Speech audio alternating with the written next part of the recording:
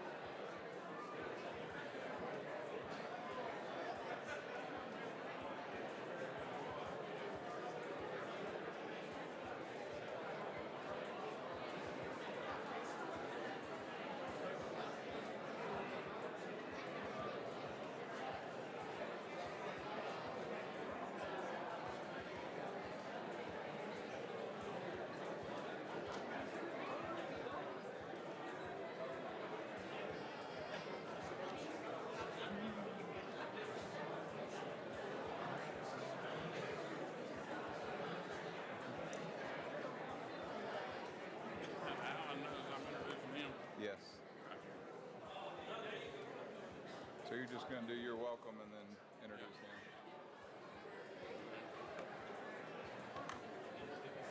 And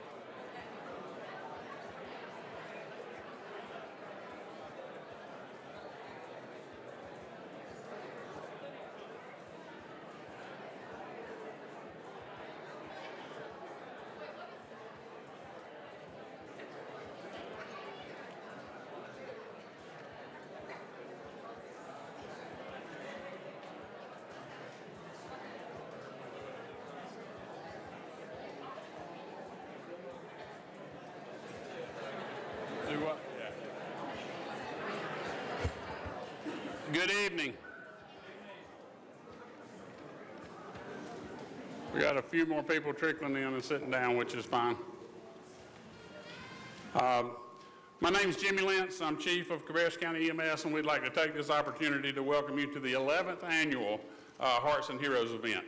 This is an event at Cabarrus County EMS we look very forward to, and we're excited to have the largest number of survivors tonight we've had yet. That speaks volumes of what we're here for.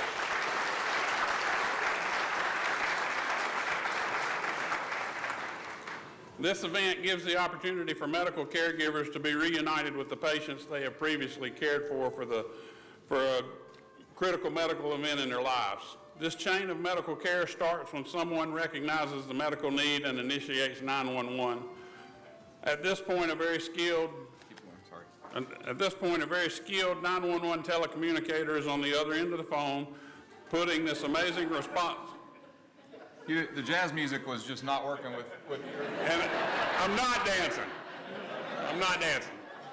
Yeah, a very skilled 911 telecommunicators on the other end of the phone, putting this amazing response system into motion and providing a sense of comfort to the caller while directing initial treatment through the emergency medical dispatch system. The next phase of this response is highly trained first responders from local municipalities, be it paid and volunteer, and then upon arrival of the paramedic unit, they're receiving the highest level of pre-hospital care that can be given outside of a hospital facility. This care is continued through transport to Atrium Health Cabarrus, where an amazing group of medical caregivers has been alerted to the patient's arrival. This is a very abbreviated description of a systematic approach to provide a very high level of medical care to a person in need. This care would not be possible with the outstanding support we receive from numerous people and groups, but we're going to recognize some of the following. First being the Cabarrus County Board of Commissioners. I know we have Chair Mr. Steve Morris with us. Commissioner Wortman is on the way and may have snuck in or walked in or will be coming in. Cabarrus County Manager Mike Downs, Assistant County Manager Kelly Sifford, Dr. Catherine Waggy and Dr. Josh Hall, who provide our medical guidance and medical protocols for Cabarrus County EMS. I don't think we have anybody from the Western Region Office of EMS, but sometimes they sneak in. If I missed them, I'm sorry. But Anyway, and then the Atrium Health Cabarrus Facility Executive, Ms. Asha Rodriguez. I knew I'd seen you. Just in simple closing, I'd like to say thank you, because the group of people gathered in this room, both from the supporters to the actual hands on the ground, is what makes all this possible. And we're going to have the opportunity tonight to recognize some fantastic situations, so thank you.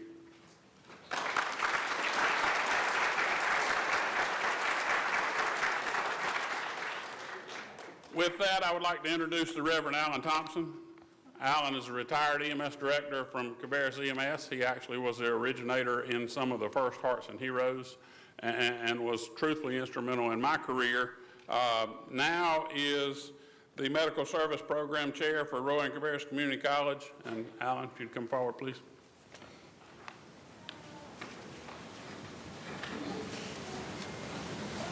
Thanks.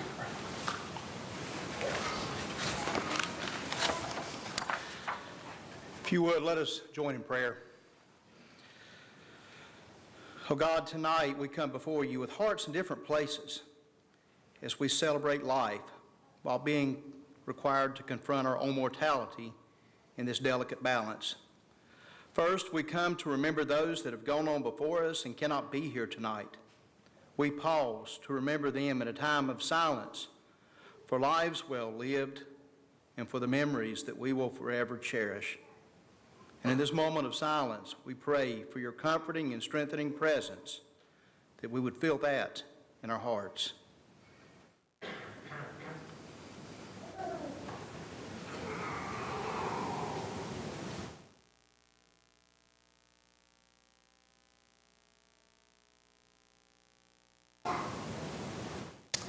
And Lord, tonight we also celebrate the living, and we give thanks for second chances.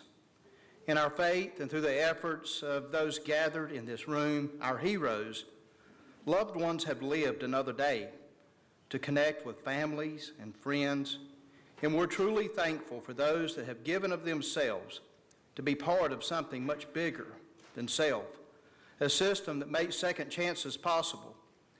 And as part of the healthcare and public safety life-saving team, differences have been made in community and in families and in individuals.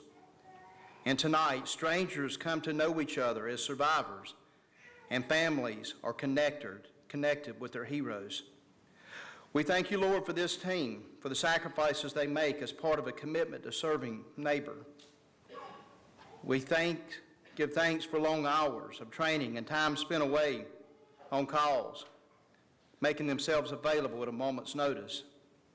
And we thank you, oh God, for the survivors and families here tonight, willing to be present so that we may know that making a difference is possible, because these affirmations and testimonies and stories are one of the reasons that this team continues to do what they do. Lord, I lift up a prayer tonight for a continued hedge of protection around those who serve through the practice of medicine and public safety.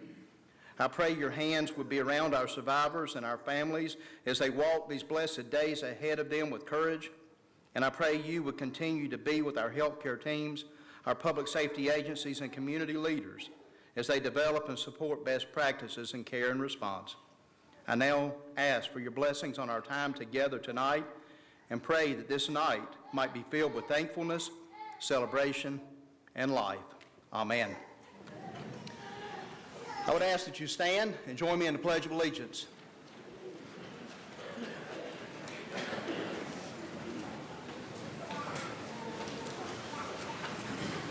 I pledge allegiance to the flag of the United States of America and to the republic for which it stands, one nation, under God, indivisible, with liberty and justice for all. You may be seated.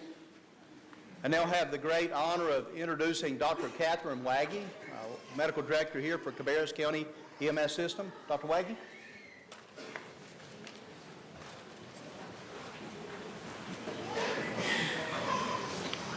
Good evening. I'm Dr. Catherine Waggy, Medical Director for Cabarrus County EMS and attending physician in the emergency department at Atrium Cabarrus. Thank you everyone for joining us this evening. This is my 6th year as medical director, and nothing brings me more joy or gives me more pride than to see how this event has evolved and grown year after year. This is truly a testament to the high level of skill possessed by many in this room, the determination and will to help someone in need, and the endless love, compassion, and empathy we all embody. Whether you are someone who is unfortunate enough to suffer cardiac arrest, a family member unfortunate enough to see a loved one suffering, a bystander, a first responder, or a healthcare worker, each of us plays an integral part of the chain of survival. Each role just as important as the next, with all of us learning and teaching each other as the events unfold. Patients we see in cardiac arrest always hold a special place in the hearts and minds of healthcare workers. You may not remember us, but we certainly remember you. We remember your families. We celebrate and mourn alongside you just the same. The gift you give us of medical knowledge gained each time we care for a critical patient is invaluable, while simultaneously reminding us that life is precious and can be gone in a moment.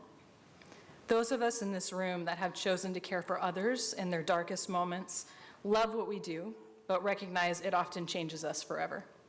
This room is full of families, work families, biological families, chosen families. We come together in times of need. We support each other. We have an unbreakable bond. You, as survivors, are now forever a part of that family. Welcome. We're so happy to have you.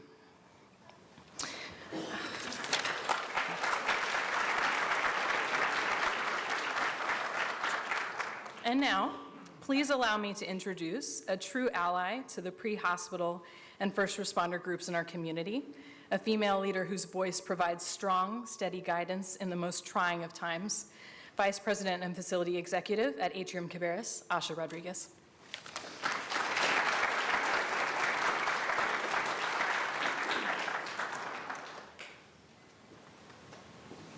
Well, I don't know how to follow that. It's incredibly eloquent of you, Dr. Waggy, and we are honored to have you lead on behalf of Atrium Health Cabarrus. I'd like to ask, and I'm gonna, at risk of overly embarrassing our survivors, would you all please stand?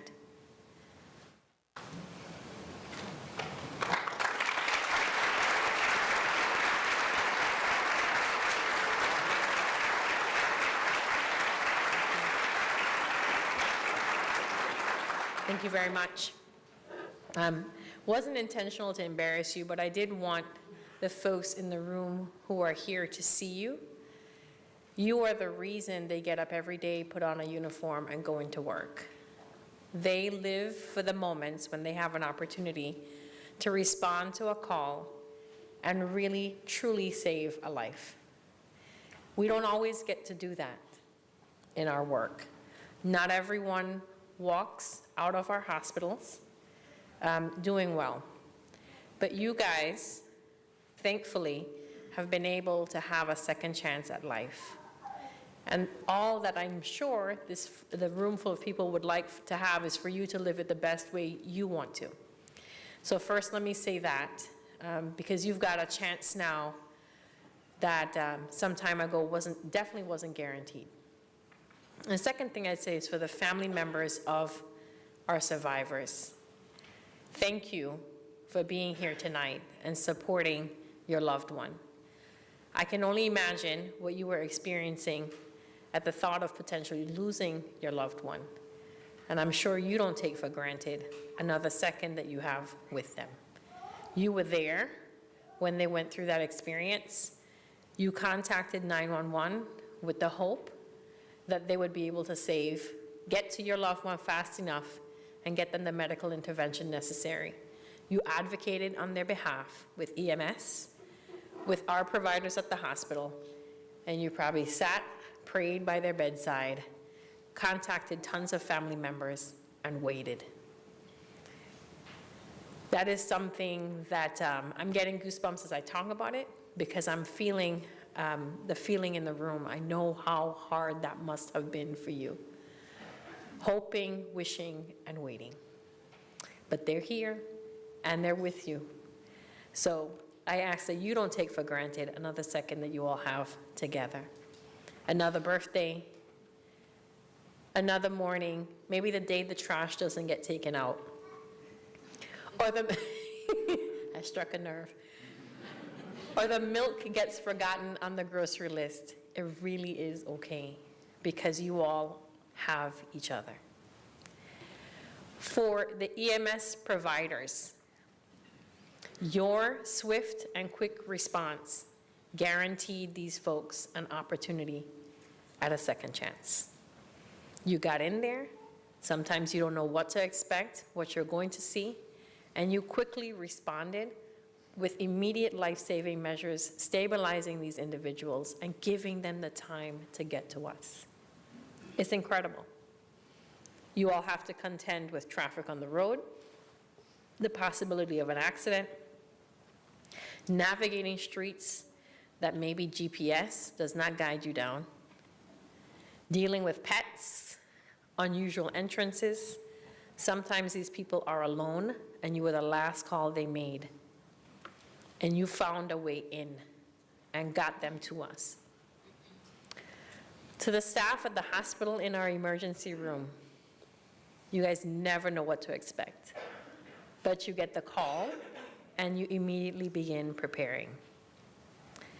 Preparing by making room in an ED where there is very little. Dr. Gaddy's laughing, but it's true. Contacting every person that you can imagine to make sure that the equipment and supplies are on hand and that there's a clear and easy pathway to get to our cath lab, or maybe even our OR. Those are not easy things to do, given the time of day, the resources, and the amount of other ambulance calls that are coming in through the ED bay. So thank you. To our teams in the back, they call themselves the, what is it? The backroom Baptists? I'm giving the interventional folks a hard time. But they moved quickly to got many of you into our cath labs just in time to provide life-saving intervention. I know some of our physicians are not here tonight, but I'm sure, again, they live for those moments. They're watching the clock. They're focused on guiding their hands and caths through very, very small vessels with the hope that they can put in a stent or clear a pathway so that you can leave the cath lab without ever having to make it to the OR. And sometimes you have to make it to the OR. And for those of you who have, I am so grateful that the providers that were there were able to get you out. And to the cardiac rehab team, I have our directors back here. She gets the joy of being able to help rehab you back to life, proverbially. Encouraging you to take one more step, to ride that bike, to put down the donut, to eat something else, find the alternatives, to encourage you when you feel like you're not going to ever become that person you were before. And I know how hard that can be. But I want to say thank you, because you give us a reason to do the work that we do every single day. And to the teams that I've just described, thank you for your partnership and your support. Cabarrus County is in your very capable hands, and we couldn't be more grateful for the work that you do. I talked about my teams, but I will, and I think it's very important to highlight the partnership with Cabarrus EMS for just a second. Thank you for what you do for us all the time. Jimmy, we have you on speed dial. We may serve as a hospital, and we've got the Atrium brand that's on us, but Dr. Waggy said it best, we're a family. The folks we are caring for, they're our neighbors, our friends, and some of you are our family, literally. It happens all the time. So I want to thank you for what you do, because you're truly the first line of defense. And you do face things that seem very insurmountable, but you keep coming back. You keep working with us. You give us the feedback on how we can improve our response time. You tell us what it is you need, and you make it easy for folks to come to us every single day. So I'm not going to go on anymore because you have a keynote speaker that you have to hear from. And there's lots more folks here who are going to touch your heart throughout the course of the night. But I want to say thank you, and we are so glad that you are here. Tremendously glad that you are here. So I'd like to ask that you give our survivors and the teams a hand, if you all don't mind.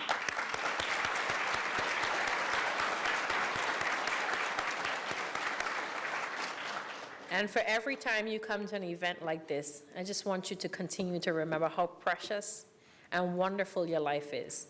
There's a reason that you're here. So please make the best of it. Thank you.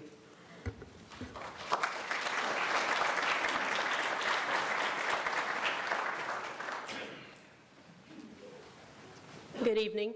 Don't worry, I'm not your keynote speaker, but I am following some very good speakers, so give me a little bit of grace because I don't do this often. My name is Ann Coffey. I am the Hearts and Heroes Survivor Coordinator. Many of you have spoken with me on the phone if you are a patient, or a survivor or a bystander. And basically, I just try to make sure that everyone who needs to be connected gets connected, and I love what I do. Recently, while visiting a cardiac arrest survivor and her husband, they asked for a resource that I could not provide. In my primary role here at Cabarrus as a community paramedic, providing resources is one of the most important things that we do. They asked about support for what they'd been through. Her as a survivor, grateful but processing everything that led up to her second chance at life, and the reentry that had no guide. And him for being thankful that a calm voice on the phone told him how to be the heartbeat for his wife until he could be relieved by first responders, but having the memories of nearly losing her and being haunted by the sights and sounds that he couldn't forget. They asked if there was a support group for survivors of cardiac arrests and their family members, and I had nothing. I told them I would find a resource because I was certain that they are not the only ones who needed this type of resource and support. Our guest speakers are an answer to this need, and we are thankful to have found them. In learning about their organization, and because we have a space to accommodate our own local support group, we are, oh gosh, I forgot to ask Kara how to click the thing for the next slide. That would seem easy to do. Did I do it? Yay. Thanks.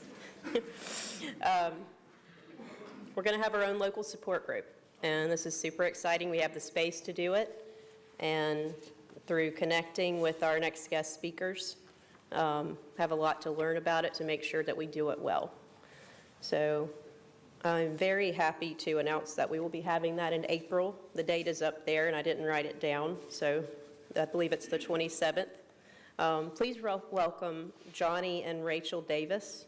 I feel like their story is going to resonate with a lot of people in this room. Thanks.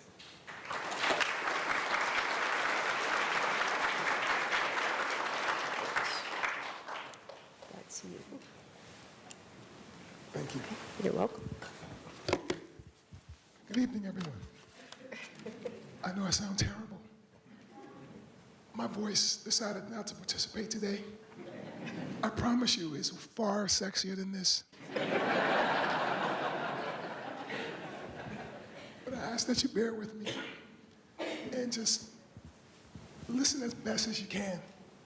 I swear I woke up this morning, I had a voice. By the end of the afternoon, it was gone. And I've been looking for it ever since. So thank you so much. I promise I won't be speaking before you too long. I'm going to transfer it over to my wife. But I want to share this with you. I'm going to start this off by saying thank you to all of our speakers that we had just prior to, because you guys hit the nail on the head and giving us this opportunity to kind of share a little bit about our story and also to talk about the resource community that we have with CASA. So I'm just going to start with my heart issue. It started when I was 34 years old.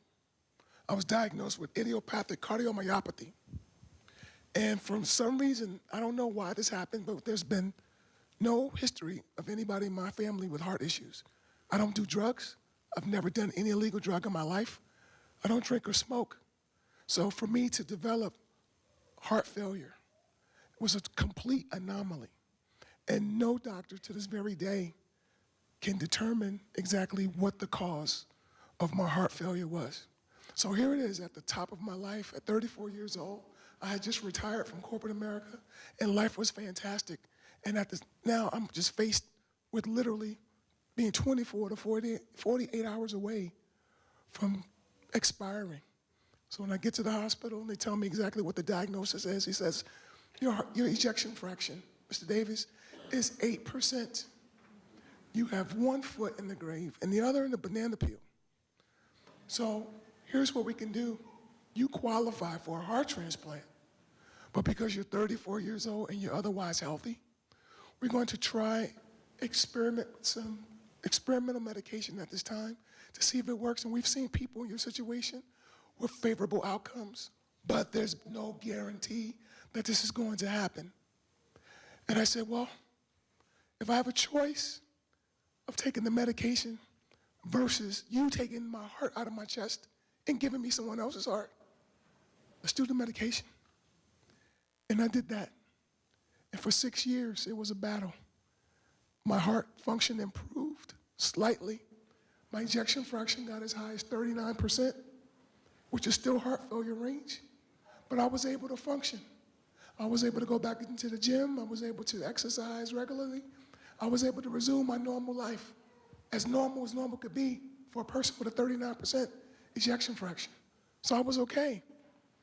And then this happens. In November of 2012, I go to my cardiologist to get my echocardiogram results. He says to me, he has this look on his face, this look of concern, and I said, what's the matter? He said, Johnny, I don't know how to tell you this, but your ejection fraction has decreased from 39% to 25%. And you need a defibrillator pacemaker in your chest today. And I said, wait a minute, doc, how is that possible? I just left the gym. I feel fantastic. Look at me. I'm beautiful. He says, no. He said, the reason why you feel great is because you've been working out all your life. You don't have anything else wrong with you. So you're not fighting anything else. Your body's not fighting anything else. But you're on fumes right now. And I didn't understand that. So he says to me, you need a defibrillator in your chest today because you can go into sudden cardiac arrest. You can be at a red light and go to sleep and never wake up. You can go to sleep and just never wake up. He said, I don't want to see this happen to you because I've been a cardiologist for 12 years at that time. And I've seen this happen time and time again. And I said, what are my options? He said, you don't really have any options. You need this defibrillator. And he said, well, we have a problem. I said, what's the problem? He says, your insurance carrier won't pay for it because you're 40 years old and you're asymptomatic. And by the time we go through the appeals process, you can go into sudden cardiac arrest. And I said, my gosh, this is insane. We have insurance. You can clearly see I have a need for it and they won't pay for it. So I went and got a second opinion. And the cardiologist told me, he said, we can titrate your medication and put you on a different regimen and see exactly what happens if your ejection fraction improves over the course of the next 30 days. But if it doesn't, you're going to need this device. Well, that was in November, right before Thanksgiving. And everything was going great. I thought I was responding great to the medication.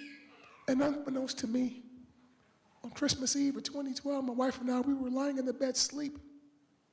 And I'm going to turn it over to her because I can only tell you the story today because she told me the story a million times since then. So I'm going to turn the story over to the person that I affectionately refer to as my wife saver because I would not be here today standing before any of you without her.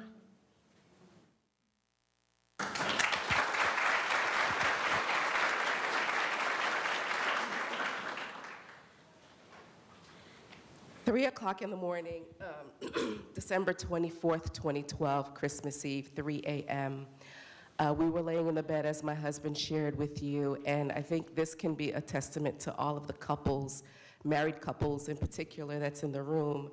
Let this be a heartfelt message about love the day after Valentine's Day, which is the day we celebrate love, was that if we were not cuddled in a position, if we were not laying close to one another that night, if we were arguing, he was on one side of the bed and I was on the other side of the bed, I would have woken up to his cold, dead body. It's as a result of us sleeping closely together that at 3 o'clock in the morning, he started having convulsion-like movements like this. I immediately jumped up and I was like, wake up, wake up, wake up. You know, he's always had a habit of having bad dreams. I was like, it's a nightmare, wake up, wake up. But he didn't say anything. I'm like, baby, wake up, wake up. He didn't say anything. So I immediately jumped out of the bed. I turned the light switch on and he's laying in the bed having these convulsion-like movements. I immediately got on the telephone, called 911, and I told the 911 operator, I think my husband's having a heart attack. She said, okay, tell me exactly what are the symptoms that you're seeing, and I explained to her exactly what I was seeing, and then she told me to sit over him and to give him chest compressions. 1, 2, 3, 4. 1, 2, 3, 4. That was the first angel in our lives that night. She stayed on the phone with me for 10 minutes straight, helping me keep count until the first response team came to our house. Now, if anyone has done chest compressions, to do chest compressions on a man that has the girth of his chest for 10 minutes straight, my arms started to get tired, my jaws started to seize, I started to panic, and I started to scream because 10 minutes felt like 10 days of just doing the same chest compressions. 1, 2, 3, 4. Fire department were the first ones to arrive at our house. I sprung up off the bed. I ran and opened the door for them. They came into our bedroom, took him off the bed, put him on the floor. 4 huge firemen came, and they did an additional 300 chest compressions on him each before the device was even able to pick up a signal for the defibrillator to begin to shock him. First shock, no response. Second shock, no response. Third shock, no response. Fourth shock, they got a pulse, but they were not able to sustain it. Fifth shock, no response. By the 6th shock, they were able to get a pulse and sustain it. But yet and still, he never regained consciousness. EMT then arrived at the house around the time everything was going on. I was pacing back and forth. It was a madhouse. Everything that you can possibly think of in panic at that point in time was going through our bodies. Now, mind you, we had only been married for 2 years at the time. And so I remember the EMT coming in, and all I recall hearing was a drill, that they had to drill underneath, into the bone, underneath his kneecap in order to start administering medication, because we were his heartbeat for so long that they couldn't even find a vein. EMTs packed him into the car. They allowed me to ride in the ambulance with them. We immediately got to the hospital, and at that point in time, 3 o'clock in the morning, maybe about 4 o'clock this time, in Charlotte by ourselves, we don't have any family. There was no one I can call that can come and immediately spend the time with us here or spend the time with me to support. We had our 2 neighbors come because of all of the sirens that were happening. They followed us to the hospital, and at that point, they told me that to potentially prepare myself to not just be his wife, but to now be his caregiver, because the next 24 to 48 hours were critical. Now, I don't know about anyone else here. I make no apologies for my faith, but at that point in time, I made a couple of phone calls, and we had a prayer chain going on all around the world. We even had friends that were in Afghanistan serving, praying for him. And we prayed for a Christmas miracle. And on December 25th at 11:53 p.m. Eastern Standard Time, my husband opened his eyes. Now, that was an arduous process of having to go through and to deal with the debilitating experience of watching your loved one die, because in essence, he was gone for 16 minutes with no pulse or oxygen to his brain. And if at any point in time they decided to not continue administering therapy, he wouldn't be here today. So needless to say, he stayed into the hospital. He walked out of the hospital on New Year's Day, and now we're sitting here looking at each other like, well, what next? He survived We survived, but what next? The stress and the trauma of that event caused me to not sleep because everything happened at night while we were sleeping. And as a result of not sleeping, I was hallucinating. As a result of not sleeping, I felt like I was losing my mind. As a result of not sleeping, it was affecting my abilities to be able to give him the care that he needed. But yet and still, we did not find the resources available to support us on this journey because no one had been able to share what we needed to do, and to let us know that not only did we have to go through this, but in essence, we had to also grow through this to be able to be examples for other people that are gonna come behind us that needs the support to be able to deal with the trauma associated with almost losing the ones that you love. And so I want to turn it back over to my husband so he can share with you all a little bit more about CASA, which is the organization that's designed to be able to help cardiac arrest individuals as well as their loved ones to provide the resources needed to help support you through probably the most traumatic and agonizing, debilitating experience that you can go through in relation to watching your loved one possibly die right in front of you. Thank you.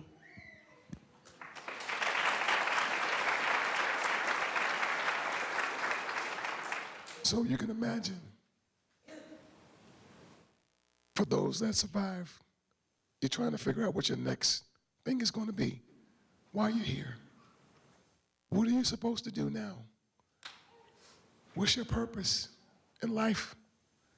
I remember being outside of my body and looking at myself, and I didn't want to come back to it. And I heard a voice that said it wasn't my time, and I had to come back. And when I came back to my body, I had to figure this whole life out again. There was so much psychological trauma and emotional trauma and just the physical trauma of just trying to get back to myself. And I didn't know what to do. A friend of mine said, "Johnny, you should write a book. Just get it out. It can be cathartic for you."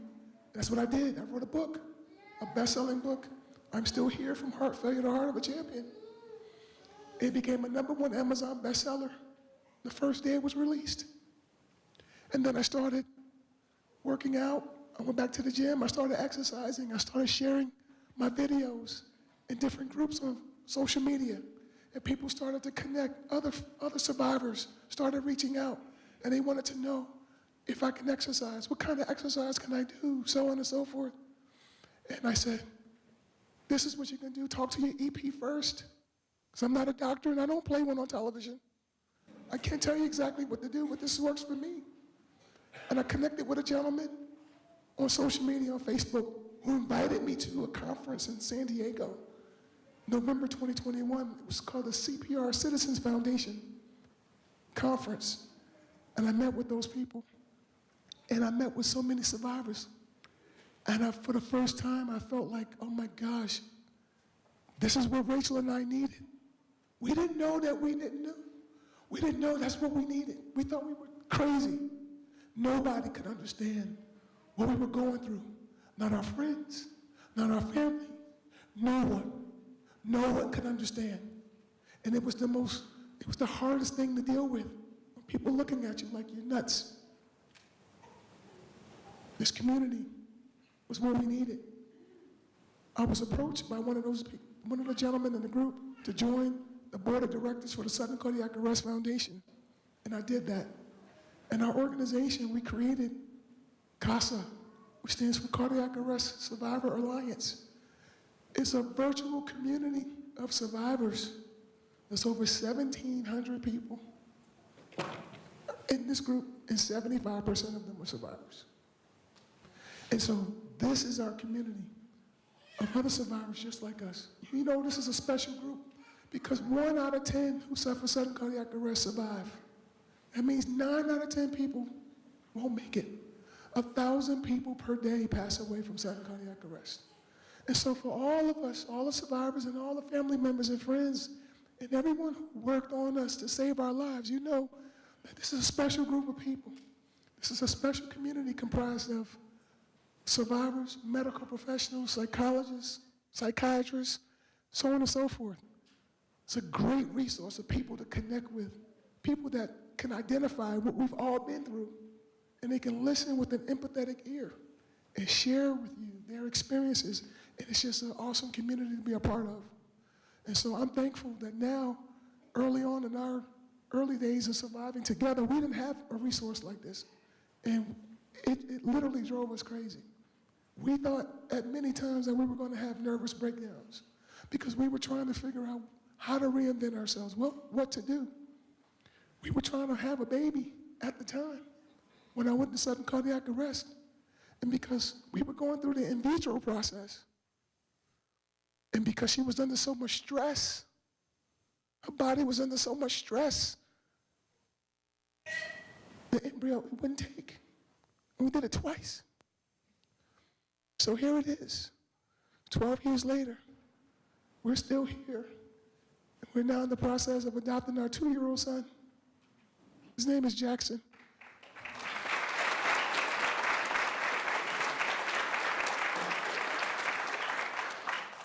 And I say all this to say,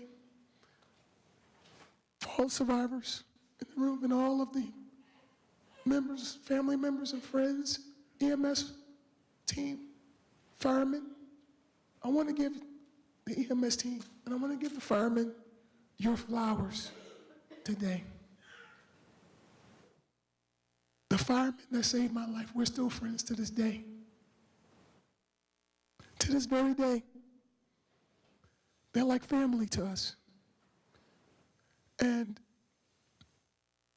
every time I ask retired Captain Dale Cuff, why did you continue to work on me? Why didn't you stop after the 5th shock? He said, I don't know, we just weren't gonna let you die. And he says often, we were just doing our job. We're just doing our job. And that's what all of the humble firemen would say. And the EMS workers would say, because you do it every day. We're just doing our job. But I would tell you this, when I see the firemen in the trucks driving, and I see the EMS team riding around in the ambulances, I said, those are angels in those ambulances because they're going to save somebody's life. We're not talking about a football game. We're not talking about a basketball game. We're not talking about a baseball game. We're talking about saving a person's life. They saved my life. I'm here with my wife. I'm here for my 83-year-old mother, for my 2-year-old son. It may not mean anything to you because you don't know me, but it means everything. Everything to me. Everything to my family. It means everything to your family. So you're not just doing your job. You're doing God's work. So I want to give you your flowers right now and say thank you. Thank you. And I'll leave you with this. If you ever start to feel down, you ever lose your way, and you ask yourself, what am I here? Why am I here? What am I doing? I want you to think of these 3 A's that help you stay in a space of gratitude. The first A is acknowledge. Acknowledge where you are. Acknowledge all that you have. Acknowledge everything that's going right in your life and not focus and think about the things you don't have or the things that are not going right in your life. Appreciate. Appreciate this moment. Appreciate this time. You'll never get another time like this. You're here for a specific reason. Sit and pray and meditate and listen. You will get the answer. The last A is allow. Allow the space for your new.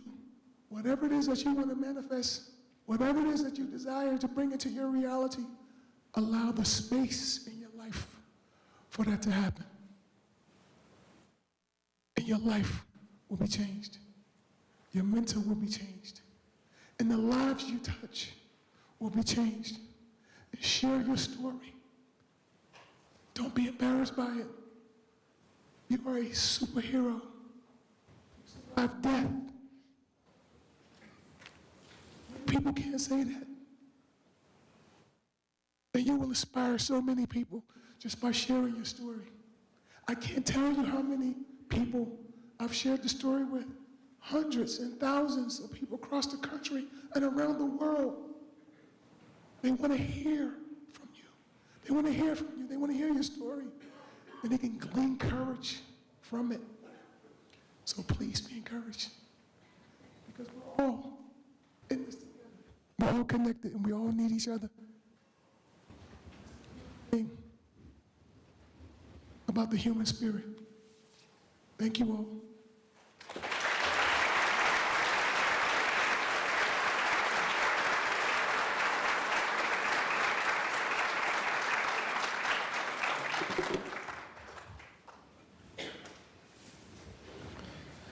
Thank you, Mr. and Ms. Davis, for sharing your story. And I think this is your phone, maybe? Yes. I have one up here that Kara's going to text me everything to say when I forget, and I didn't want to be looking at the wrong one. So thank you for sharing your story. Stories matter, and the work that we do, oftentimes we forget to connect to the fact that we're dealing with human beings with a life and a story, much like all the survivors in this room. So thank you very much for your willingness to share tonight. I'm Justin Brines, the Deputy Chief of Administration here at Cabarrus County EMS, and I'm going to be the MC for the remainder of the evening, which we're shifting gears now to the recognition of all of you in the room who have provided care to these folks, as well as the survivors that we have with us in the room. As you'll see tonight, a loved one, a friend, a neighbor can go into cardiac arrest at any moment. The American Heart Association says that nearly 45% of out-of-hospital cardiac arrest victims survive when bystander CPR is performed. If you've not learned CPR, we'd like to start the evening with an invitation for you to join us. I know some of you may have done CPR and not actually been trained, and you, over the phone, had to learn how to do it. Maybe you've gone back and gotten a class since then. But we definitely would like to have you come learn CPR from us. We have a new beautiful headquarters, a place to have the trainings. We're going back to our quarterly offerings. If you scan that QR code, there'll be a link to register for the upcoming one in February. We also have the trainings on our Facebook page, and we'll push those out as they become available over the next year. So please reach out if you have a need or you would like to learn CPR.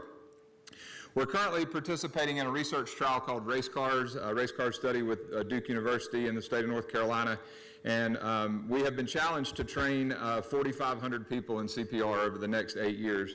We have Dr. Harmon Jonas, I think, in the room. Are you present? Yep, back there in the back of the room. Thank you for coming to represent Race Cars tonight. Obviously, the work that this research trial is doing across the state is all about, there are different components. The one that we're focused on is all about teaching as many people as we can to do CPR, because we know that without bystander CPR, there's not a good outcome. So thank you for being here, and we will have a chance, I'm sure, to chat with you after the program is over. Tonight we celebrate 37 lives that were saved because of the people in this room. And not all the survivors are here, but we certainly have some who were not able to make it in that total number. When cardiac arrest occurred in front of a bystander, 75% of these folks received CPR by a family member, by a neighbor, a coworker, an umpire, somebody in the community. At this time, we would like to begin our recognition by recognizing those who went above and beyond in providing CPR to folks before first responders arrived. And that could be providing CPR, or it could also just be providing ancillary care, calling 911, making sure the door was open. If you were involved in the care of a survivor, we would like for you to come forward at this time. So if everybody who fits that bill will please come on up, we're just going to have you all line up at the front of the room, and I'll kind of explain you what's next. So bystanders, family, anybody who did CPR or provided care, please come on up to the front.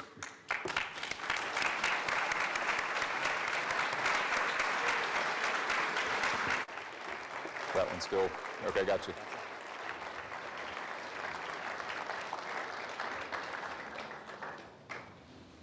And we don't want to miss anybody, so if you're shy, please, we'll give you just a second. So Ann is going to, here in just a second, we're going to hand out some challenge coins, and I'll tell you briefly what those are about. So let me go to that slide real quick, and then we'll come back one. So they're going to receive a challenge coin tonight for their heroic act of love. Challenge coins surfaced during World War I. The practice of carrying the coin was designed specifically for a unit, and it started with the Air Force and Army Special Forces. The individual would carry the coin at all times and present it to prove affiliation with the organization. The use of the challenge coin established standards for achievements, commitment, pride, and this year at Arts and Heroes we wanted to share our challenge coin, our agency challenge coin, with this group of bystanders who did a very important thing when they had their loved one experience their cardiac arrest event. And we're going to take a picture here in just a second, but first I wanted to talk to Stephen Presley. That's you right there. So I'm going to ask you here in just a second, how did you learn CPR, and can you discuss kind of how this became full circle for you tonight? First learned CPR as a combat medic in the Army. I won't get into the long story how I ended up in that, but that was in 1990. And I had to look at my wife for approval on that day. From there, I spent 8 years in the Army as a combat medic and a few other jobs.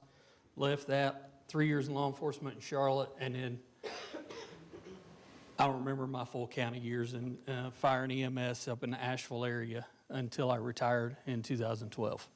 And how did it come full circle back to this situation here tonight? So, personally, I am a survivor.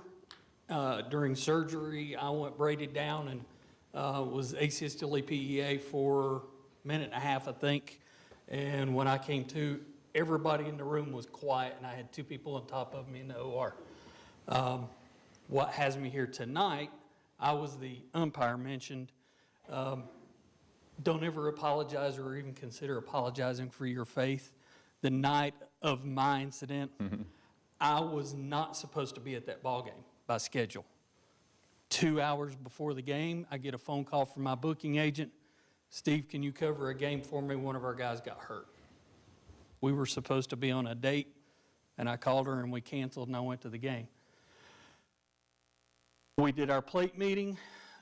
We're getting ready to start, and I hear off to my right, I was the guy behind the plate. I hear somebody say he's not responding, drop my gear, run outside, and to this day, I promise you, I don't know my survivor's name.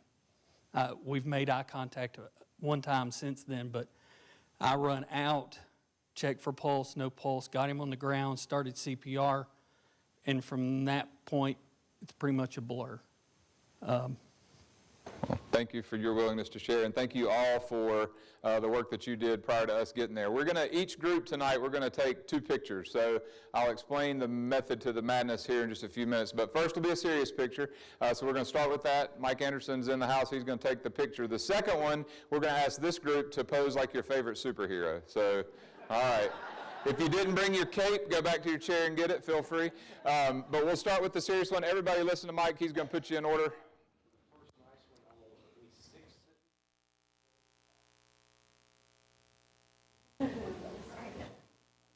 It's down, it's 30 feet wide. No, let's get over here. All right, that's not 6. 4. All right, that's 5. And 6. There we go. Now, you guys in the back would scoot this way, please. Right. There we go. Miles. There.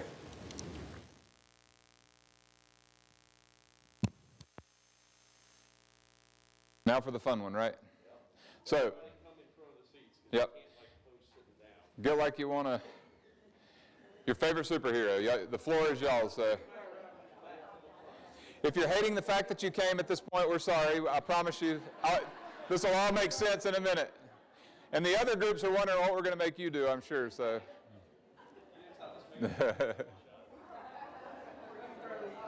right, so what I'm going to do, we'll count to 3. Don't move until I get to 3. When I get to 3, do the pug. 1, 2, 3. Oh.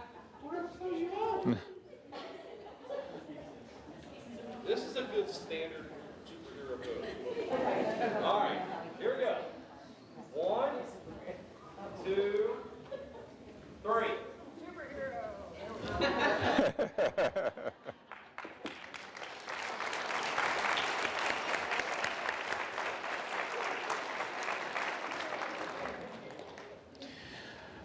All right, thank y'all very much. The next group that we want to recognize are our law enforcement and telecommunicators who are in the room tonight. As you all probably know, they play an integral part in the chain of survival that the Davis family spoke about and that some of you all have experienced. Oftentimes these individuals are easily forgotten, and the reason is sometimes the telecommunicators are on the phone doing the work that Ms. Davis described, and then you hang up the phone and you never reconnect with that person. And sometimes they don't, they call us to wonder how you did and vice versa. They listen, they decide if CPR is needed. They're tasked with being a calm voice on the other end of the line to encourage and explain how to perform CPR. So if you've been to previous events, you know that you may notice a change in how we're doing the recognition tonight. If you might not have actually been involved with the survivor this year, but what you do for the community should be recognized. So if you're a part of any of these organizations and or you provided any care via telecommunicator, or if you were on scene as a law enforcement officer, we would like you to come up to the front and be recognized. So anybody who's with one of these agencies, whether you were involved in anything or not, come on up to the front. And the ones in uniform you can't hide, we'll come find you, so.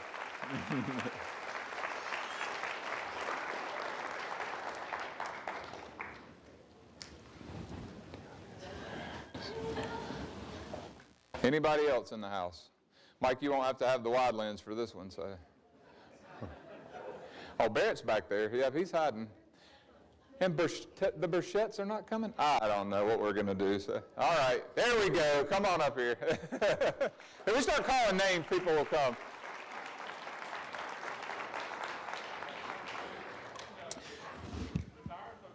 That's right, yeah. Yeah, Dave will get up here again in a minute. So real quickly, Tiago D'Souza with Concord PD, you actually provided CPR and care to somebody in the room tonight. Obviously, you'll get a chance to tell that story here in a second. But can you tell us a few things about the events leading up to you having to do CPR that day at work, and just kind of share quickly what the story looked like? So, it was a Friday afternoon or late morning. If you're not familiar with Concord Mills Mall, we have a substation on the back side of the mall. I'm there eating my Chipotle.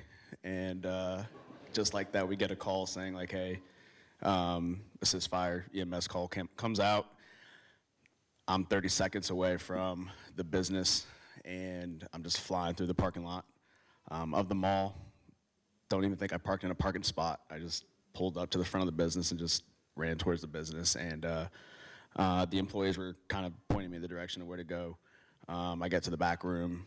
I see the survivor. I glove up and start performing CPR. You never forget your first.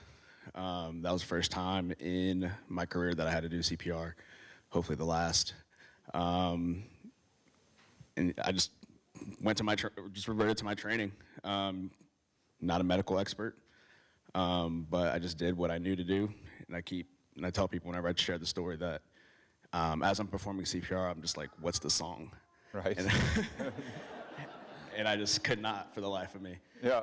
No pun intended, remember what the song was. Yeah. And then it was the longest 2 minutes. And then we pick around with the firefighters, but it was nice seeing them 2 minutes later. And then they took over from there, and I just hung out. Awesome. Well, thank you very much for sharing that. We do rely on everybody, and so even folks at the mall in other capacities doing their job, obviously this one definitely paid off. So we're going to take 2 pictures. The serious one to start with. Y'all got, this group does not want to, Mike, you may have to, I haven't told y'all yet what you have to pose as. I'm saving that, so.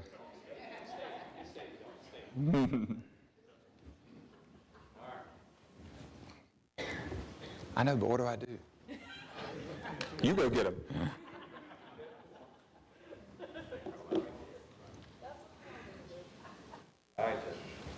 All right, so the next one that we're going to do here is acting like you just won the lottery, because saving a life is like winning the lottery. So something you probably all will never experience, you have to act like you did. So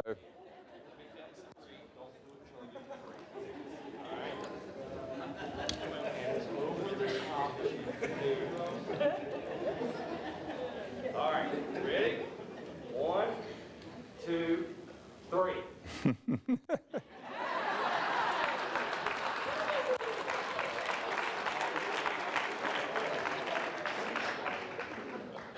Thank you all very much. Yeah, you're good. Thank you. All right, now, no, this group can't be shy because a lot of y'all are in uniform, and if you're not, we know who you are. So the next group that we're going to recognize tonight are first responders outside of EMS. So obviously the EMTs and firefighters that do the work every day in the field, we depend on them. They are an essential part of the work that we do. You heard the story about the fire department showing up with the Davises, and every one of you has a story very similar to that. So we could not provide the care that we do without the members of these departments. So if you, every department on the screen here represented had a save in 2023.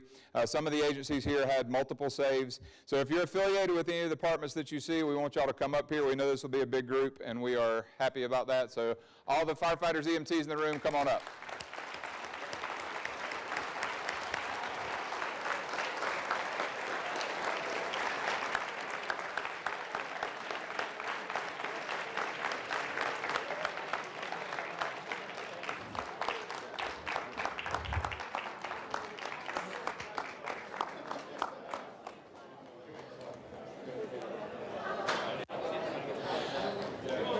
Now,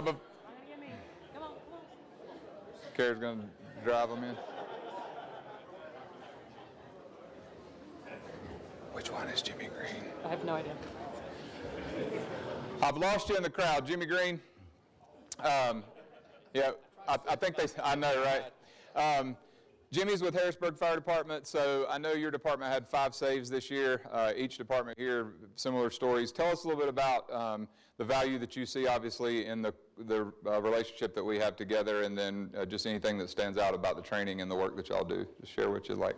So a little history about Harrisburg, and I see some friends from a very long time ago. Early 70s, there used to be a fire department rescue squad in Harrisburg. We used to staff our own ambulance at the time, and then the Cabarrus County EMS would come in on top of that, and usually transport if it was a priority patient. Later on, we kind of dissolved that part of it, but we kept the level of care that we had since then. It used to be called intermediate, now it's called EMT advanced. We still maintain that to this day, and I think that that's one of the reasons why we have the number of saves that we have. We can do some advanced stuff that some of the other fire departments can't do, and it's worked on my own family. Where's Doug? Doug was just at my father's house a few months ago, and to see him come in, I've known him for a very long time, it made me feel good. You know, every once in a while, one of us ends up on the other side of that phone call, and it means a lot to see the caliber of paramedics that we have in this county come in. So that's my story, and I'm super proud of not just my guys, but everybody else up here. It's a team. Thank you very much for sharing that. Appreciate it. Now y'all are not off the hook. So this one's going to be a little more of a challenge. So listen to Mike, serious photo, and then I'll tell you what the fun one's going to be here in just a second. Off that ladder, please. Don't fall off that ladder. If I fall, I'm in the safe place. Yeah, I don't know.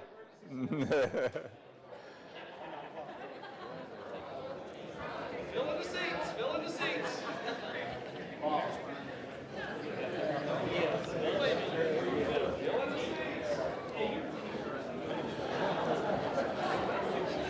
Still got 2 more.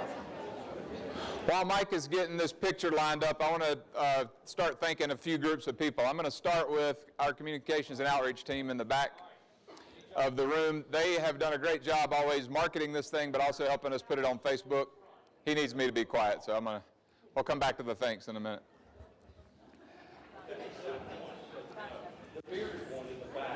We didn't think that through. I think I might want you over here.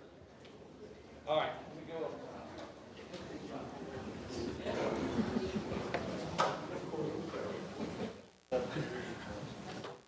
Okay. Sir in the back, white shirt. Let's see. Go. Tell you what, second row, the one standing, get in shoulder to shoulder. There's some space in between you guys. Okay. Now,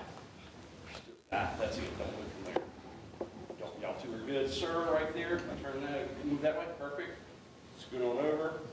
Ma'am, red shirt, get in front of the guy right beside of you. Right there. Behind her, scoot that way.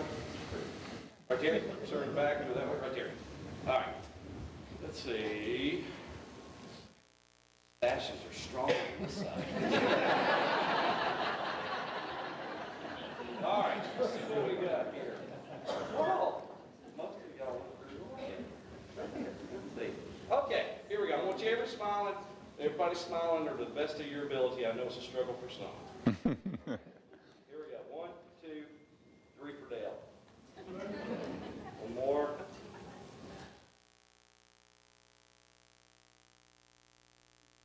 Some of y'all need a little more happiness. Did good. I'm telling you, those mustaches are really good.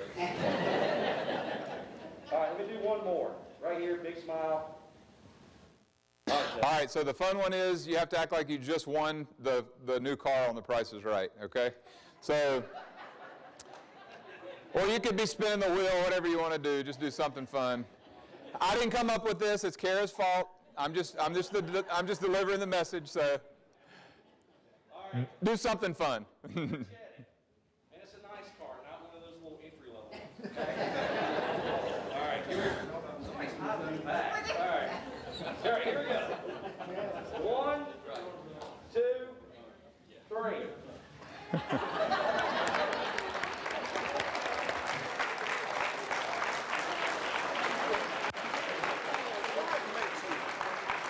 Thank y'all for playing along.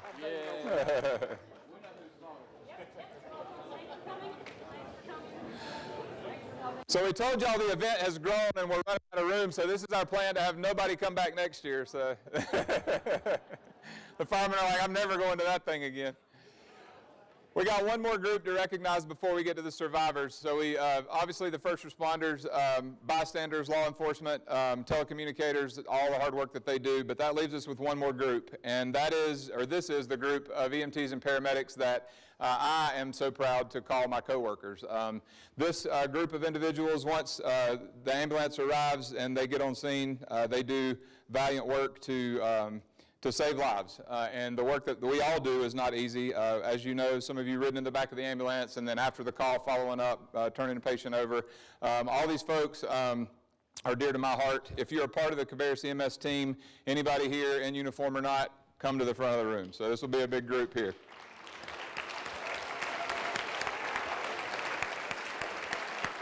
I texted you something, and now I can't remember. Just now? What? 2 more groups. Oh, sorry. It's all right.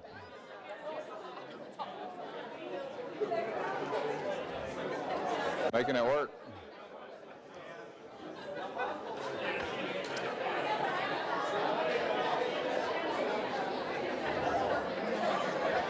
Stay on this end because I have to interview you.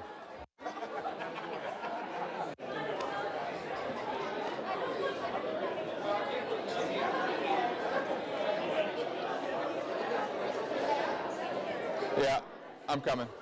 All right, before we take the picture, I got one interview from this group. Sergeant James Hewitt is here with me, and Sergeant Hewitt, if you will, tell us when you hear cardiac arrest on the radio, which we often do, what goes through your mind, what are you thinking on the way to the call, and what are you, preparing yourself for mentally to get, to provide care when you get there, so. I think it, and Jimmy said this earlier, it starts with the telecommunicators who do a great job. They obtain some vital information for us. Some of that information that they deliver for us is the age of the patient, last known well time, whether bystander CPR is being administered. I'll talk about roles and responsibilities with my partner and then wait for further updates with the amazing medical responders we have with the fire departments and law enforcement. Awesome, thank you very much. So Mike's gonna lead the way. I'll tell y'all what well actually, let me share one thing real quick before we do this. So you've all been wondering what the heck we're doing with these pictures. This became a tradition several years back.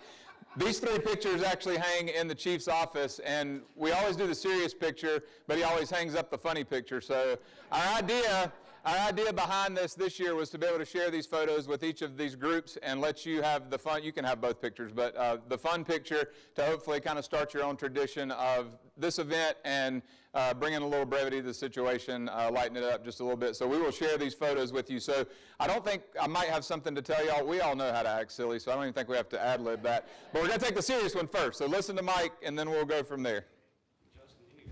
I'm coming. In Jimmy's lap? No. This chair. Okay. Oh, thanks for saving me a seat. Y'all come up right here closer. I want everybody shoulder to shoulder. We're going to tighten this stuff up because we got people hanging out over here. All right. Okay. Good. All right. Let's see. Right, nope. Y'all looking to the right. Right there. All I see is your glasses and your hair. Right there. No, in front of you. In front. Not her. Him. Read. Yeah. All right. Nobody else move. When I'm talking to somebody, no, don't move. All right. Ma'am in the back, you do not need to be standing in the back. That's for the taller folks. Right there. Oh yeah, I haven't got to you yet. Sir, let's see. Go that way. Right there. That's good. Sir, right here. Go that way just a tad. It's like a totem pole. Okay, maybe I might. Do it. We're going to now. Let's go. Come on. Yeah. We're going to have to get a few finally. Yeah. Maybe y'all four right here. Oh yeah, y'all four. Y'all are the ones outside of the box. Where do you want to I'm not as my knees get me.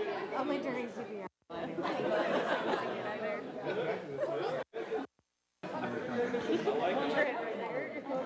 All right.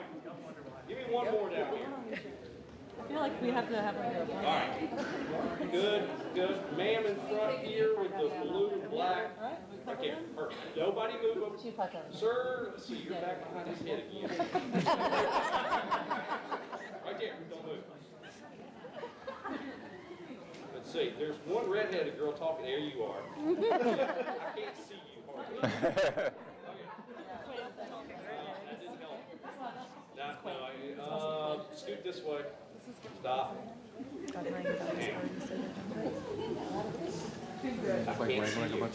Okay. Now, sir, right in front. No, ma'am. Right, wrong. Yeah, you. Right there. Go that way. Nope, too much. Right there. Right there, looking at me weird. Go that way. See, you know who you were. Okay. All right, y'all are good. Everybody looking at me. Everybody looking at me. Except for that one guy that's not. There we go. All right. No, you're not. Turn that way, though. Y'all both turn that way. Not straight on. This way. There we go. You're the only one who's aimed that way on this side. Okay. She shouldn't be back there, but I'll deal with that. If he says that to you, come kneel. Sir, in the back, scoot that way, right there. Sir, I want you to come more over here, closer, next row up. Keep coming. Keep coming. Yep. Here you go. You're coming to the table. All right, here we go.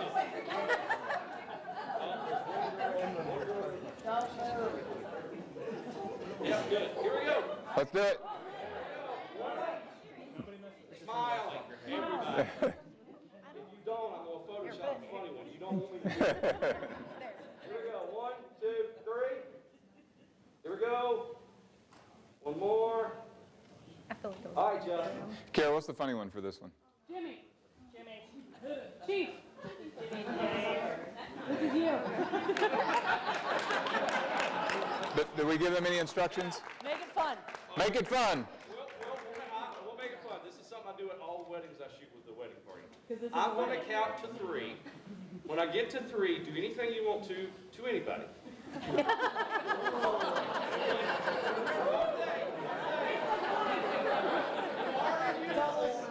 And the county manager is here.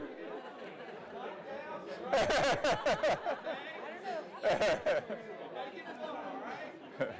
we go. 1, 2,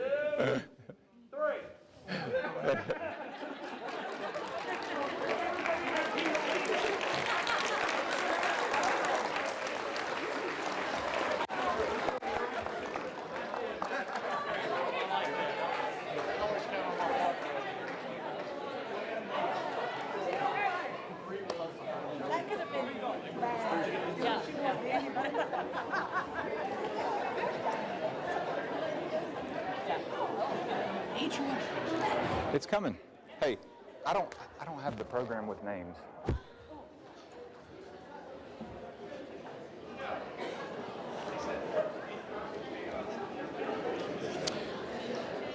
Okay, thank y'all for enduring that. Anyway, we had fun with it. So I do have one more group to recognize after we talk about Zoll. I said earlier the last group, but I was thinking the last pre-hospital group. But I want to talk about briefly, Zoll Medical is here in the room with us. We have had an outstanding, long-standing relationship with Zoll Medical. They manufacture the cardiac monitors that we use, as well as the auto pulse devices that provide compressions. They are providing all of our employees who had a save this year with a challenge coin, and you can see a picture of it. I think I switched slides there. They also are going to be supporting our support group, and anybody who is interested in purchasing an AED for home use, that is becoming more of a thing now. Both Andrea and Chase are here. They will be glad to help have those discussions coming up at our support group coming up soon. So you will have these coins eventually for the folks who were involved in a save. And then last but not least, Asha did a great job talking about the hospital team, but we want to take a moment to extend our heartfelt gratitude to Atrium Health for their unwavering support of us, as well as all that we do. The sponsorships through the years definitely help us serve the community and provide critical care to those patients in need. We talk about collaboration all the time, and sometimes it seems like that is an overused word, but that is the only word really to describe how well we work with the hospital and all the teams there. Kara is on multiple committees and work groups at the hospital. We stay connected to them and vice versa, so that we're providing care at the beginning while they're in the hospital. When they come out, we see these patients with our community paramedic program. You are definitely an invaluable ally. So anybody in the room who is with Atrium Health, come on up to the front for your photo and recognition, and don't be shy. We'll come back there and get you. Come on. Heather, bring your people, Heather.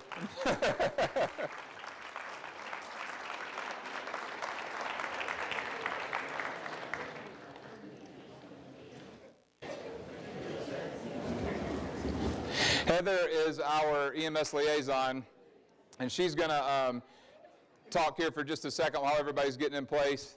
Thank you all for being here, by the way, and I'm glad to see such a big group. So.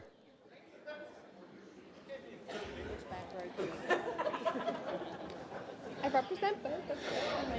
Heather, come on up this way. So, over the years, we have had several folks in the role of EMS liaison, and Heather fills that role right now. And I can say, having worked with many over the years, that Heather is probably one of the most responsive, connected folks that we've had in this role. And it's an important position because she tells us when things in the hospital need to come our way and vice versa. But tell us a little bit about the work you do as the EMS liaison and just anything you'd like to share about it. So, stand by. We got a truck, Kara? Where are they at? You get them? Are they there? Okay.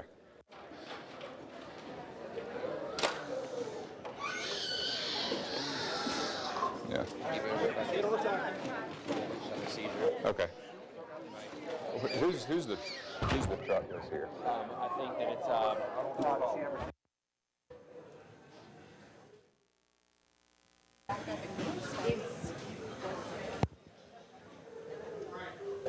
Real quickly, out each side of the room. If we can just have everybody go out so we can deal with this situation. I apologize I have to do this. Don't hurry doing it. Everything's fine.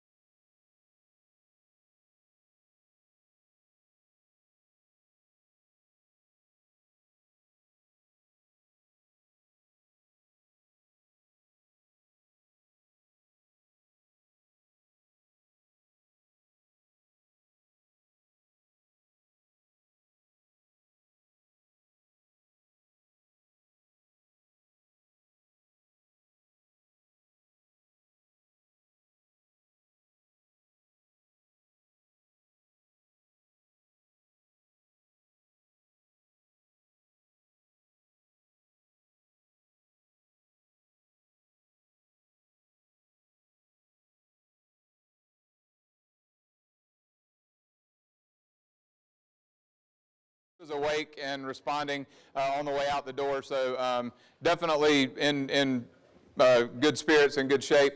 I know we've prayed once, but if y'all will, I'm going to turn it back over to Reverend Alan Thompson here just to say a quick prayer for the family. We know the family. They actually, Todd worked with us for several years, and his wife Amy we know, so we're just going to let him do that, and then we'll get back to the ceremony.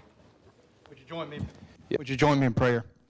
Heavenly Father, tonight we come to this place, and we're just surrounded by people that come from so many different directions, so many things on their minds tonight. We come together to celebrate life, but in the midst of all this, we know that we're never prepared to be sick. We're never prepared to have a sudden change in our life. We hear stories tonight, these testimonies about folks that were normal 1 minute, and then the next minute, someone was attempting to save their life. Lord, tonight we're thankful that we can be in this place where this group of people is ready to jump into action and make a difference. But right now, Lord, we turn our attention to this family because none of us are prepared to deal with the reality of sickness. So, Lord, we pray for this family tonight and the illness that they've experienced. We pray that you would pour out your healing as the great physician. We pray that you would be with the family members as they stand faithfully by their side, and we pray that you would be the minds and the hands of the healthcare team as they render care. And Lord, just give us peace tonight, knowing that you've got this and that you're in our presence here and that you use these people for a purpose. And Lord, we just lift up this family again, and just over these next days, let's be in prayer for them. Amen. Thank you, Alan. All right. I think I was talking to Heather. I'm scared to do that again, but we're going to. We were talking about the role of the EMS liaison, and you were kind of going to share a little bit about what you do in that role and the value that you see with that. So I'll turn it back over to you. Okay, thank you. I hope this is uneventful. So I am, part of my role as an EMS liaison. I was a nurse in the ER alongside of many of these people for many years, and so when I transitioned into this role, I'm proud of what we have built. I know that we built upon a pretty good foundation, but I think we've come a long way. But what I get to do is to kind of help align our mission, our values, and our vision at Atrium with Cabarrus County EMS and what their vision is for the community, so that we're all on the same page, working towards the same goals. That looks like things that aren't just care in the hospital, that's outreaches. Do we go do a CPR event together? Do we do Stop the Bleed together? Do we do a invitation to a school to provide some type of health event so we can partner that way? We are very aware of the fact that what we have is not seen across the board. We have a unique county, and it kind of still has small roots, and that's something that we get to all take advantage of. I do get to follow a lot of patients, regardless of diagnosis, and provide information about outcomes. And so I get to see how fire played a part, how EMS plays a part, how the police, what they did. I get to read in the chart. I get to see all the things scanned into the chart. Then I see what happens in the ER, how the care looks there, how the transition to the inpatient nursing floors, radiology, was the machines working, did lab run, was the tube station functioning. So I get to see how each piece works together from the very beginning to the very end, and that might be transport back home, but to get people back to that functional place of recovery. So it's a very fulfilling job in that sense, that I do get to see that, and I get to kind of be a part of both sides of what I really care about. And then selfishly, I live here. So it's good to know that if me or my family need care, you guys are coming. Thank you, Heather. And thank you to this team for being here tonight. Oftentimes, you know, you're in the back of the truck with 2 paramedics, sometimes 4 or 5, and then we drop you off. But when you're in the hospital for 2 or 3 weeks, the hands that touch you, sometimes that list gets really long, you all know, and reconnecting with folks, not only in the ED, but upstairs in the cath lab and ICU and everywhere else. So thank you all for being here. We're going to do the same thing, a serious picture. Mike's going to do that, and then we'll have y'all do the fun one. So.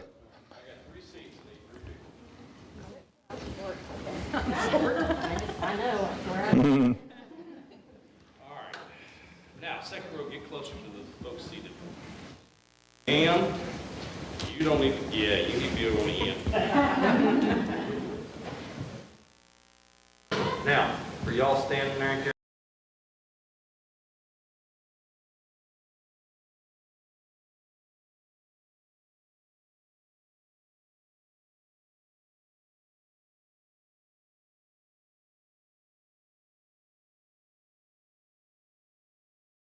going, right there, stop. Now, ma'am, next, go in between their shoulders. Keep going, keep going, keep going. Now you're in between. Sir. There we go. Sir. Good. See, y'all are learning. Teamwork makes the dream work. All right. Y'all did good. I even have to say anything. All right, here we go. A nice one first. Miles, look at me. There's one. All right, Jeff. So for the fun one, we want y'all to act like you just met your favorite celebrity. So you are all celebrities to these survivors. Whoever that is, like you just met them. 1, 2, 3.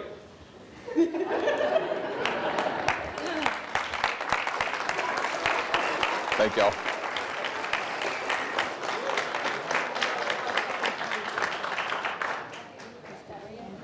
You're in the wrong uniform. Come back to the dark side.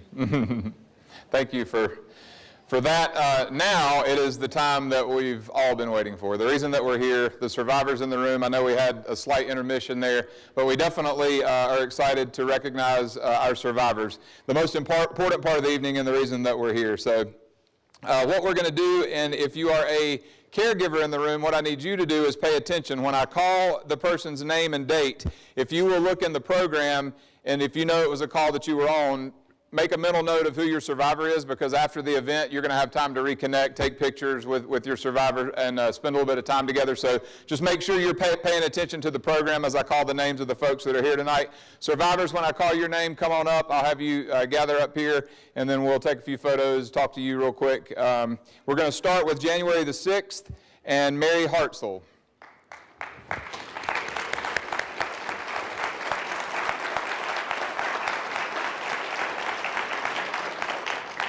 January 27th, and again, these are all last year, 2023, Pete Wade. And if you need to sit, feel free while we're getting everybody up here. You're welcome to stand as well. February the 4th, Michael Erfurt.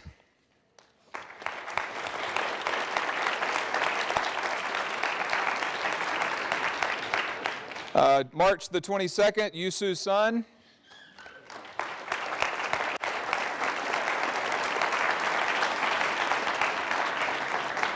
May the 11th, Pierce Moore.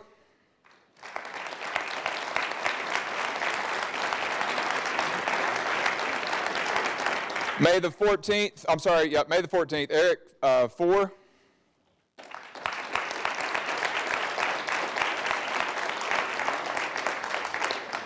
June 24th, Art Mooney.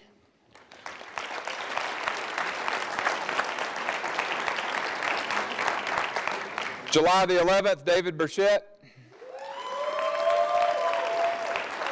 Listen, you can't have a fan club. No. David's retired from the sheriff's office, and we go way back, so we're going to pick on him a little bit. But August 14th, Paula Irwin.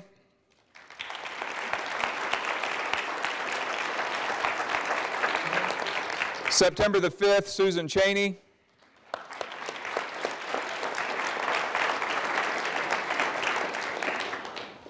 October 13th, Donald, is it Pausch? Sorry.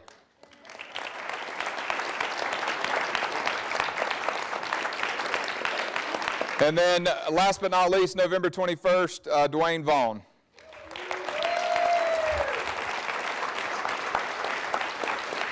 Now, I want to just recognize the fact that this group of individuals is less than half of the number of survivors that we had in Cabarrus County last year. These folks were able to come tonight. We had some folks that choose not to and some folks that couldn't, and that is understandable. But for the ones that are here, this is the reason that we do what we do. Y'all have all heard tonight why and how that is. I got a few folks that I want to talk to here and ask a few questions. Dr. Sun, I'm going to start with you. So you actually have a little bit of a unique story in the fact that I'll let you break the news of why your story is unique to some of the others that are here. But tell us about your event this time and then any previous ones you'd like to share with us about your, yep. Thank you. I'm pretty happy to be here today to celebrate my second life. In fact, it's, I had heart attack and sudden death March 22nd, and survived by the Canopolis and Cabarrus County EMS team, and two of my friends in the gym.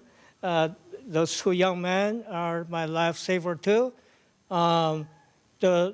In fact, this is the second time. The first time, There you go. The first time occurred in 2017 before the Thanksgiving, when I was at home with my wife. All of a sudden, she didn't hear my voice when we were talking. He looked at me, I fall down, and she tested me, no brace, no pulse. She started CPR immediately, and no effect. She called 911. When the team came, keep doing CPR. Finally, they brought my heart back, sent me to the hospital, have 3 coronary bypass surgery. That's the first time. I really appreciate all the team works. And this is, like I said, the second time. So I'm happy. I think maybe I'm among these survivors. I think I'm the only person to be resuscitated twice, and successfully. Thanks to God, thanks to the team member, thanks to everybody. God bless you all. Thank you very much. Thank you. Now we don't want you to come back again, okay? Like this is the last time, because if we don't, the food doesn't keep getting better or anything like that. So let's call this "You Just Stay Alive" and we move forward. So we're glad you're here, Dwayne Vaughn. You actually. I met you a couple weeks ago. You rang the doorbell at the headquarters, which now that we're in this big building, it took me a minute to find you. And at the time, I didn't know what you had some thank you cards. And after talking for about 5 minutes, you told me, your story of being a cardiac arrest survivor. But tell us a little bit about the day that your event happened and anything else you'd like to share just briefly about that. So. Yeah, I have to say it didn't turn anything out like I had planned just an hour before the whole thing started. My wife and I had delivered my truck to get it worked on. We were going home to work from home, and we decided to stop by the QT that's right by 49 and 601. And still didn't feel anything. We go in, I go in, I get a cup of coffee, get a soft drink, come back out still feeling nothing different. It was just business as usual. I get in the car, my wife's backing up, and I remember just blacking out, feeling a little flush, and then that was it.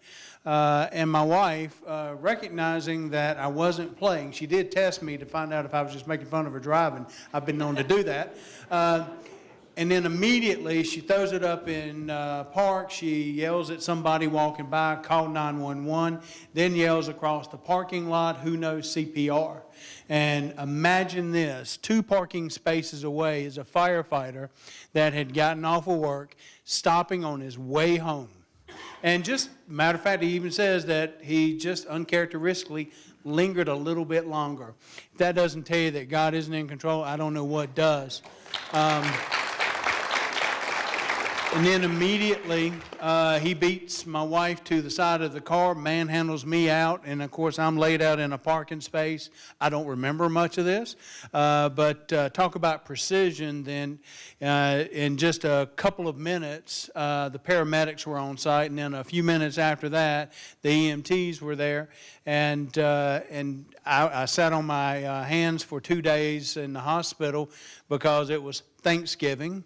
I'll have to say the turkey there wasn't as bad as I thought it would have been, but it was nice to actually get back out and get on with life, and at least extend my gratitude. And Ann was gracious and helped me connect with some people that were very important. I got to tell you this, I called Dylan, and who's the firefighter, and I called him the day after I got home, and I'm just thanking him, and he's all shucksing and not a problem and all that. Then he even says, hey, I live right around the corner from you, so if if you ever need anything, just call me. And I was like, dude, you're going to be hard-pressed to top that. So I'm just absolutely grateful for everything the organization does, the first responders. I'm here, and it's because of you guys. Well, thank you very much. Thank you. Thank you. Thank you for sharing that story. And you mentioned, I tried this earlier to give thanks. It was kind of loud in here, but you mentioned Ann, and so I'm going to take just a second. Both Kara and Ann, both, the amount of work that goes into, honestly, this year we're in a new calendar year, and we have folks that are surviving cardiac arrest, and they've already started contacting folks, and some of you all were talked to by Ann and other community paramedics to set this up. The work that goes into preparing for this event, it doesn't just happen, so we would definitely like to express gratitude to Ann, our community paramedic, who is actually now going to do the support group, and as well as Deputy Chief Clark. She had a bunch of work over the past few days to do specifically, but over the past year as well. So with that, thank you all for being here. We want to take a picture. Let's give a big round of applause for these survivors.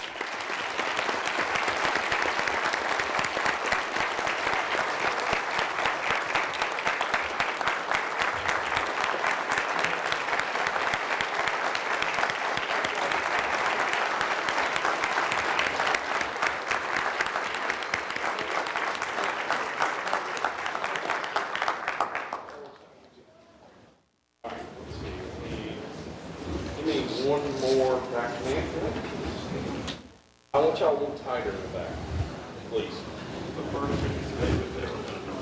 That's right. Can you see Dave okay? Does he need to stand on something? Oh, just checking. Everybody's smiling. Right. There. Stay there. More. Now, for the fun one, we want y'all to act like you just walked into your surprise birthday party. Obviously, y'all have been given another day, and so surprise birthday party on the count of 3. Michael, take the fun one. All right. 1, 2, 3.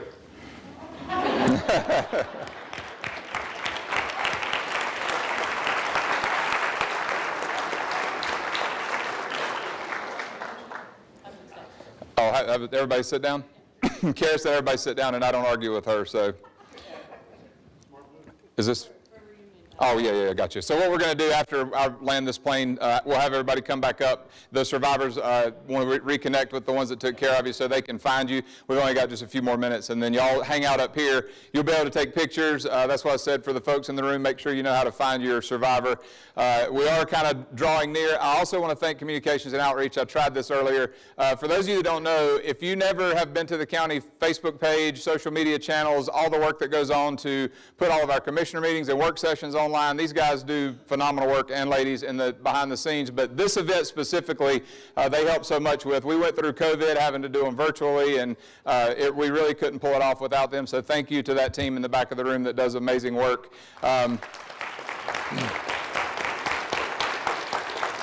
This is the end of the ceremony. I got 2 more things to just mention. I've said them a couple times. The board in the back, we want as many signatures and stories on that. What makes your heart happy is right in the back corner. We have a step and repeat in that corner for pictures. So as y'all reconnect with the folks that took care of you, hang around, take pictures. So we're not running you off. Y'all hang out as long as you want to, and definitely enjoy the rest of the evening. I know that we've gone just a little over, but for obvious reasons. So anything else I'm forgetting? Thank you all for being here tonight. And like I said, we're hanging out, so feel free, and if there's any cookies left, please eat them so we don't have to. So thank you.